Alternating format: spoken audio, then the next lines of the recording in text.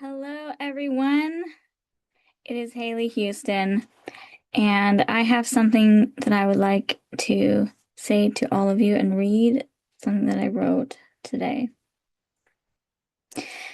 The shadow of the unsolicited, power, violation, and a loss of self. The modern violation of the sacred, but we must also look at the darker, heavier side of what it means to be unsolicited. In our modern world, the word unsolicited has taken on a sinister tone in the digital and physical spaces we occupy. We see it in the violation of privacy, when digital screens are flooded with inappropriate, unasked for images sent to shock and degrade.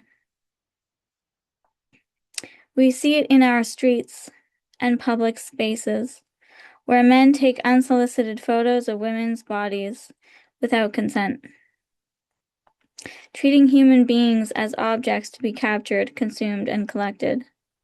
This is not a minor nuisance. It is a profound violation of dignity. The normalization of the broken. How does a society allow this to happen? It happens through a terrifying process of normalization. The first time a boundary is crossed, there is a fracture in the social fabric. But when a perpetrator commits these unsolicited acts repeatedly, a dangerous psychological shift occurs. He breaks the norm. Until the violation itself feels normal to him. By turning violation into a habit, the conscience is seared. The taboo becomes routine, the sacred becomes cheapened, and the perpetrator loses his grip on basic human empathy. Hiding behind the anonymity of a lens or a screen, the forced silence and the fractured soul. The toll of this behavior is heavy, and it enters into even our sacred spaces. Many women, including many Christian women, find themselves living under the crushing weight of these unsolicited violations. Worse still, many are subtly or overtly forced by societal pressure, toxic relationships, or abusive dynamics to participate in or endure these acts against their will and against their values.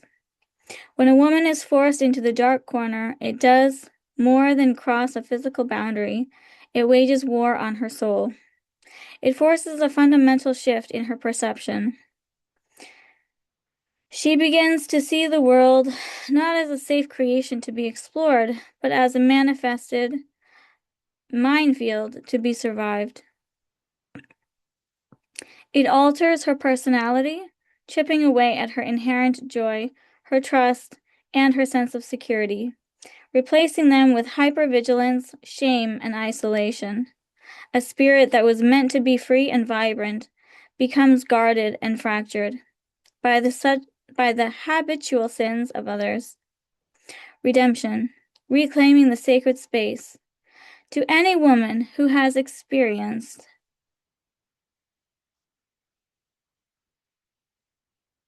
this fracturing, hear this truth. The violation committed against you does not define your worth. The unsolicited actions of others cannot diminish the sacred light within you. We must call out these habits of violation for what they are: sinful disruptions of divine dignity.